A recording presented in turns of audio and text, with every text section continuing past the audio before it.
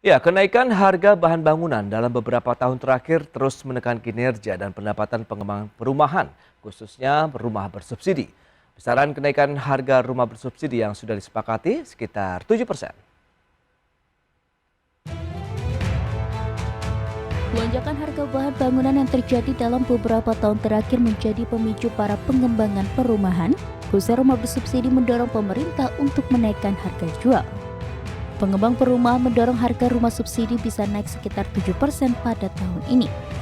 Di sisi lain, harga rumah bersubsidi belum mengalami kenaikan sejak 3 tahun terakhir, sehingga pengembang perumahan menilai saat ini menjadi momen yang tepat bila pemerintah menaikkan harga jual rumah bersubsidi, seiring dengan mulai menggeliatnya aktivitas ekonomi nasional. Direktur Pelaksanaan Pembiayaan Perumahan Kementerian PUPR R. Haryo Bekti Martoyudo seperti dikutip media menjelaskan, pihaknya tengah mengkaji rencana menaikkan batas rumah subsidi yang dapat diberikan kepada masyarakat berpenghasilan rendah atau MBR dengan melibatkan pengembang perumahan dan pihak terkait lainnya. Selain itu, pihaknya juga meminta untuk harga rumah subsidi tidak dikenakan pajak pertambahan nilai atau PPN. Haryo berharap masyarakat berpenghasilan rendah selain mendapatkan subsidi dari pemerintah melalui skema KPR Fasilitas Likuiditas Pembiayaan Perumahan atau FLPP maupun BP2BT, namun juga bisa bebas PPN. Dari Jakarta, Tim Liputan IDX Channel.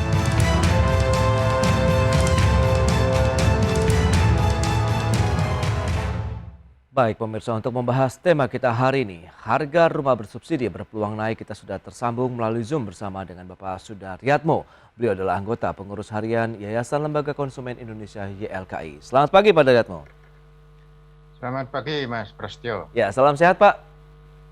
Alhamdulillah sehat. Baik, terima kasih atas waktu yang disempatkan. Ini bicara mengenai perumahan begitu, khususnya bagi masyarakat berpenghasilan rendah.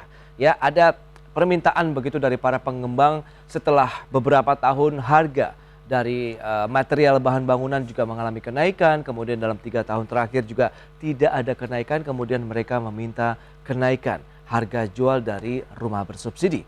Tanggapan Anda? Ya, terima kasih. Jadi memang dari analisa Yayasan Lembaga Konsumen, dan ini sudah berlangsung 5 tahun sampai 10 tahun yang lalu, itu laju pertumbuhan harga rumah dengan itu lebih cepat daripada laju pertumbuhan pendapatan masyarakat, khususnya yang berpenghasilan rendah. Dan ini memang pemerintah harus hati-hati ketika menaikkan harga rumah subsidi, karena tadi ketika harga rumah subsidi dinaikkan, itu praktis dia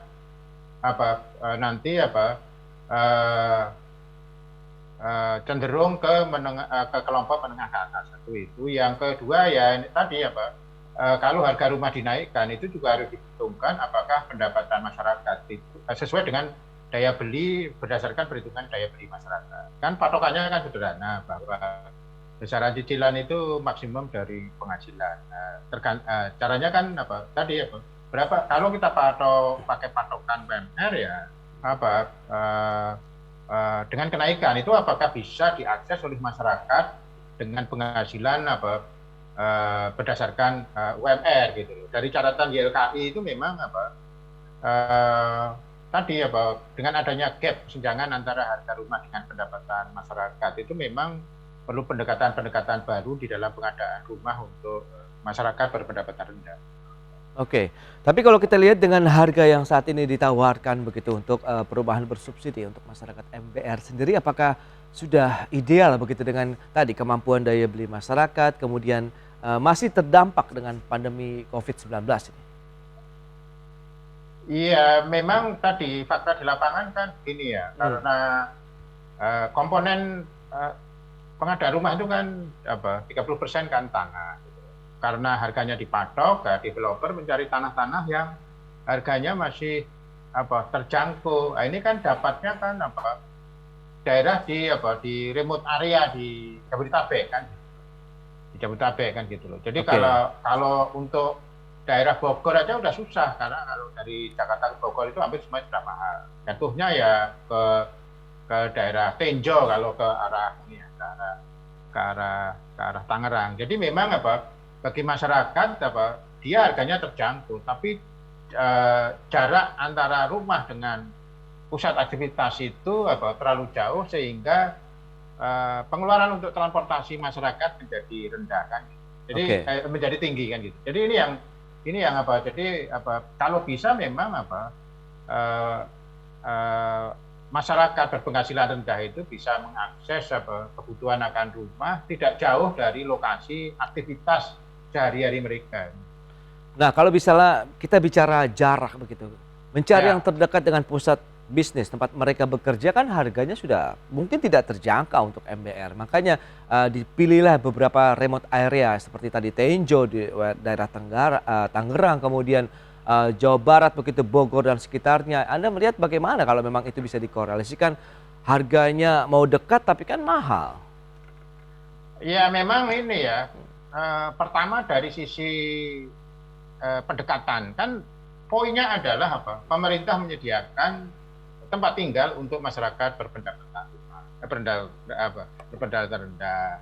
Modelnya kan ada dua, kepemilikan dan sewa. Jadi memang kalau skemanya kepemilikan dan harga tanah sudah mahal, itu agak sulit pengadaan rumah untuk masyarakat berpenghasilan rendah di tidak tengah kota, tapi di pusat kegiatan mereka. Kecuali pemerintah memberikan subsidi di pengadaan tanahnya, gitu. Pengadaan tanahnya. Alternatif yang kedua adalah rumah susun sewa. Sehingga tadi dari sisi kos itu masih terjangkau dan dari sisi lokasi itu juga tidak terlalu jauh dari aktivitas masyarakat berpenghasilan rendah. Rumah susun sewa ini yang relatif belum berkembang ya. Padahal itu salah satu alternatif di dalam pemenuhan kebutuhan tempat tinggal bagi masyarakat berpendapatan rendah. Baik, itu bicara mengenai rumah susun sewa begitu, karena memang belum terlalu banyak juga yang dibangun di wilayah DKI Jakarta begitu khususnya, ataupun yang mendekati pusat-pusat bisnis. Apakah memang karena tadi harga tanahnya yang mahal kalau kita bicara mengenai daerah-daerah pusat bisnis seperti Jakarta? Ya problemnya kan begini ya, jadi di tanah itu kan juga pemerintah nggak punya skema untuk pengendalian harga tanah. Bahkan dengan pajak bumi dan bangunan diserahkan ke pemerintah kota, itu kecenderungannya banyak Pemda yang menaikkan nilai jual objek pajak tanah, sehingga itu kan juga mengerek harga tanah. Satu itu. Yang kedua, kalau kita bicara BUMN yang diperuntukkan untuk menyediakan rumah untuk masyarakat berpendapatan rendah, itu kan Perumnas. Cuma di sini juga Perumnas juga perlu dikritik karena dia punya lahan di tengah kota, tapi lahannya itu justru dijual kepada developer swasta, kemudian dia membeli rumah di daerah remote area, dibangun rumah untuk masyarakat miskin. Jadi menurut saya memang kinerja Perumnas itu harus dipertajam, seberapa banyak rumah yang dideliver kepada masyarakat miskin. Jadi bukan dari sisi finansial saja. Finansial mereka mungkin untung, tapi kalau untungnya itu dari jual tanah di tengah kota kepada developer, menurut saya ini kan bukan tujuan dari Perumnas. Oke. Jadi lebih baik mungkin Anda sarankan membangun rumah susun sewa misalnya? Ya tadi Perumnas itu mestinya kinerjanya diukur dari berapa sih tempat tinggal yang bisa dideliver kepada masyarakat berpendapatan rendah. Jadi kalau dia punya lahan, ya mestinya lahan di strategis, ya mestinya ya tadi memang kalau dibangun MBR dari sisi finansial mungkin dia tidak untungnya tidak terlalu besar, tapi dari sisi misi mereka itu sudah pas karena dia bisa menyediakan rumah tinggal bagi masyarakat yang berpendapatan rendah.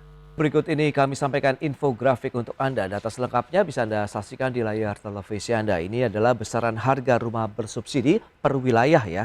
Berdasarkan keputusan Menteri PUPR nomor 243 tahun 2020, di mana untuk wilayah Jawa terkecuali Jakarta, Bogor, Depok, Tangerang, dan Bekasi, kemudian Sumatera kecuali Bangka Belitung, kemudian Kepulauan Mentawai sekitar 150,5 juta yang dipatok ya. Kemudian Kalimantan kecuali Kabupaten Murung Raya dan Mahakam Ulu sekitar 164,5 juta, sementara Sulawesi, Babel, Mentawai dan Kepri kecuali Anambas 156,5 juta, kemudian Maluku Utara, kemudian beberapa wilayah di Indonesia Timur 168 juta dan Papua Barat 219 juta.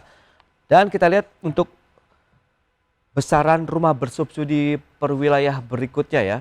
Ini jika naik 7%. Ada kenaikan dari sebelumnya 150,5 juta menjadi 161 juta.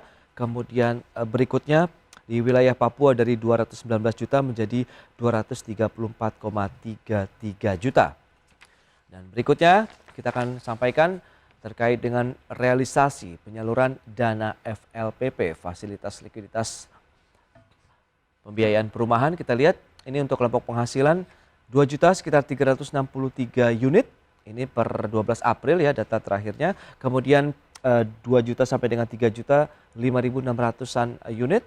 3 juta sampai dengan 4 juta 18.671 unit, kemudian penghasilan 4 juta sampai dengan 5 juta rupiah 14.782 unit, dan yang lebih dari 6 juta rupiah 3.800-an unit. Kita akan lanjutkan kembali perbincangan bersama dengan Bapak Sudaryatmo, anggota pengurus harian YLKI.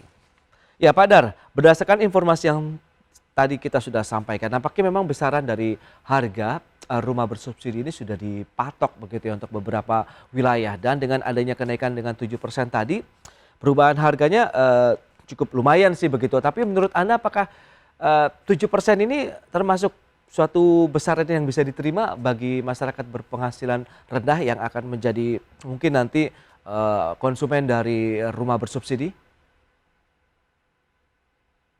Ini sudah sejak 5 tahun yang lalu itu ada gap yang semakin melebar antara kenaikan harga rumah dengan kenaikan pendapatan masyarakat. Makanya dari statistik tadi itu kan serapannya itu banyak yang berpenghasilan di atas 6 juta, karena justru itu yang pasar yang antara konsumen dengan developernya itu ketemu gitu loh, ketemu harga.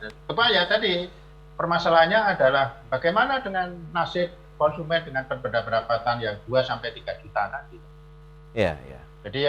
Jadi harganya terlalu mahal bagi dia, sementara dia juga butuh hak untuk tempat tinggal kan gitu. Oke. Jadi kan dengan harga ya ini kan di Jawa, di luar Jabodetabek itu kan 150 juta gitu loh. Jadi kalau katakanlah uang muka sepertiga, kemudian masih sisa sekitar 100 juta, kemudian itu dicicil dengan skema fasilitas likuiditas pembiayaan perumahan tadi, itu kalau kita menggunakan UMR itu nggak ketemu, karena katakanlah UMR 4,5 juta, ya itu kemampuan mencicil hanya 30% kan berarti 1,5 juta per bulan kan. Oke. Jadi antara jadi nilai harga rumah yang harus dicicil dengan kemampuan mencicil itu gapnya terlalu lebar. Ini yang harus dicari solusinya oleh pemerintah dan pengembang tentu saja. Baik, tapi apabila memang tidak menaikkan harga jualnya begitu, apakah tidak ada kekhawatiran bahwa nanti akan berpengaruh terhadap kualitas bangunannya begitu? Sementara kan apabila kita bicara mengenai fasilitas pinjaman dari bank, tentu bank akan juga melakukan kurasi begitu, dalam artian QC terkait dengan kualitas bangunan yang akan mereka biayai, Pak Daryatmo. Ya sebenarnya kalau untuk mutu bangunan itu memang untuk developer yang punya reputasi, dia nggak mau ambil risiko ya, karena ini kan soal image, soal reputasi. Tapi memang temuan YLKI ada beberapa developer, khususnya di remote area yang dia punya lahan, sementara dia nggak bisa menjual kapling lahan dan harus tanah dan bangunan, ya ada kecenderungannya tadi dia menjual tanah dan bangunan, tapi standar rumahnya itu di bawah standar. Jadi dia sebenarnya Oke. tadi supaya karena jual kafe nggak bisa dan harus jual tanah dan bangunan, ya tanahnya aja, bangunannya aja asal berbentuk rumah kan. Itu kita temukan di beberapa daerah remote area seperti itu. Sehingga kalau rumah itu tidak ditempati, 2 tahun itu sudah nggak bisa dipakai. Ya, Pak Dar, dengan kondisi saat ini, lantas bagaimana dengan subsidi yang mungkin harus dilakukan oleh pemerintah sehingga bisa tepat sasaran begitu MBR yang berhak menerima dari rumah bersubsidi tadi?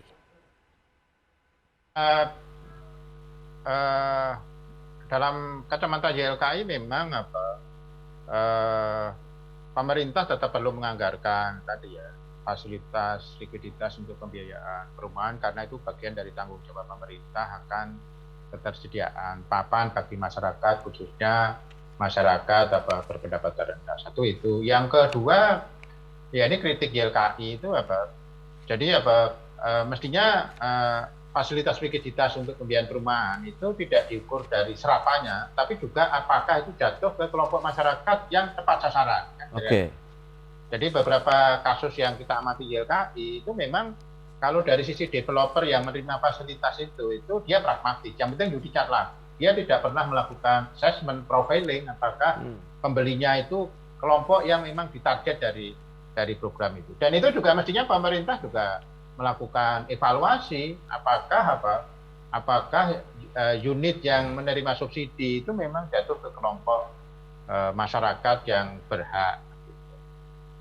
Oke, tapi sejauh ini YLKI juga sudah menyampaikan sumbang saran tadi, tidak begitu, dalam artian memang kita harus bersama-sama menjaga dan mengawasi bahwa memang bangunan yang dikhususkan untuk rumah bersubsidi ya adalah untuk masyarakat yang berpenghasilan rendah begitu. Karena kan mereka juga warga negara Indonesia yang membutuhkan rumah ataupun tempat tinggal yang layak, Pak Daryat. Ya, salah satu usulan YLKI adalah penerima fasilitas likuiditas pembiayaan perumahan itu dipublish, bisa diakses oleh publik. Jadi masyarakat juga ikut mengontrol apakah penerima fasilitas itu sebenarnya kelompok masyarakat yang layak atau tidak. Oke. Jadi kalau masyarakat keberatan dipublish, ya jangan memanfaatkan fasilitas likuiditas pembiayaan perumahan karena itu dana dari APBN untuk masyarakat kelompok menengah ke bawah. Oke. Silahkan membeli rumah komersial, namanya nggak akan dipublis gitu. Oh, gitu dia ya. Lantas bagaimana dari YLKI melihat dari sisi kualitas pelayanan proses untuk pengajuan rumah bersubsidi sendiri hingga saat ini? Apakah memudahkan dan tadi sudah bisa, ini loh orang yang tepat begitu, data-datanya sudah cukup termutakhirkankah misalnya, Pak Sudaryo? Ya memang ini ya, jadi kalau YLKI sebenarnya fokus ke bagaimana fasilitas likuiditas pembiayaan perumahan itu jatuh ke kelompok masyarakat berpendapatan rendah, khususnya dengan ajuan UMR lah. Oke. UMR ini memang terus terang dengan kenaikan harga rumah yang tiap tahun naik itu tidak mudah kalau pendekatannya itu masih kepemilikan kira-kira. Jadi yang realistis ya tadi rumah susun sewa itu lebih aksesibel bagi masyarakat berpendapatan rendah. Gitu.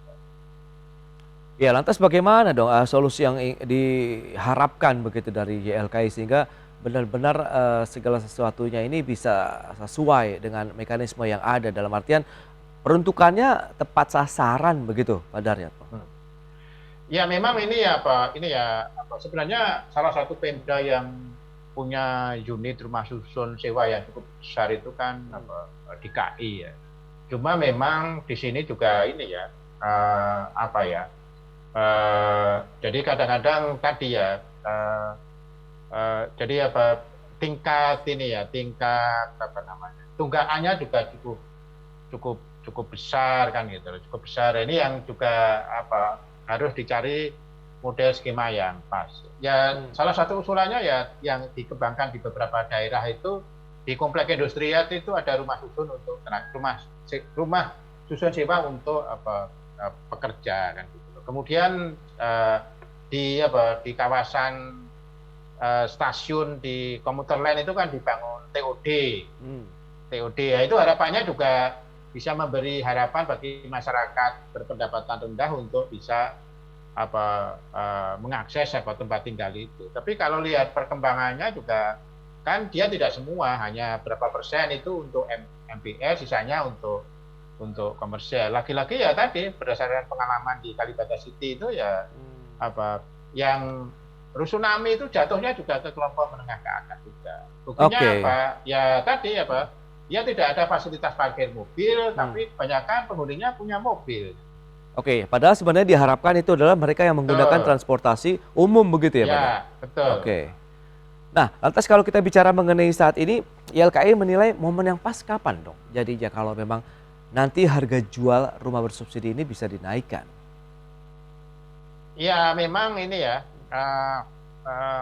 kenaikan harga itu salah satu solusi dari sisi pengembang, tapi juga tadi dicari alternatif lain untuk tadi antara harga rumah dengan pendapatan masyarakat itu bisa connect lah kira-kira, bisa connect. Satu itu, yang kedua ya tadi kalaupun harus dinaikkan ini juga ini ya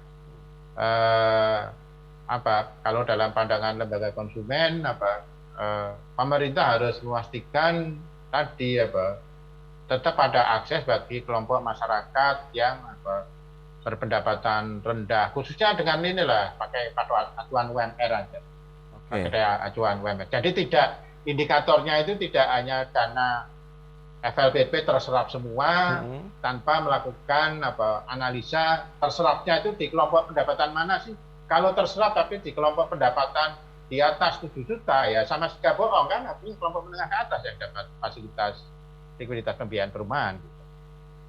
Oke, jadi nampaknya memang masih ada celah yang harus segera dibenahi begitu untuk data khususnya begitu ya, mereka yang berhak menerima dari masyarakat berpenghasilan rendah tadi. Tapi kalau kita lihat ke depannya sendiri, Anda optimis nggak bahwa karena kan backlog perumahan sendiri masih sangat besar, masih sangat tinggi. Nah itu dia, itu yang mencoba terus dikejar oleh pemerintah maupun pengembang perumahan, termasuk juga yang rumah bersubsidi tadi. Nah ini supaya bisa berjalan dengan harmonis, ini apa yang harus segera dirapatkan barisannya begitu Pak Dar? Ya paling tidak beginilah, khusus untuk pengadaan lahan itu mestinya dibutuhkan peran kontribusi Pemda. Kan kontribusi harga tanah kan cukup tinggi. Jadi kalau Pemda bisa menyediakan tanah, minimal tadi harga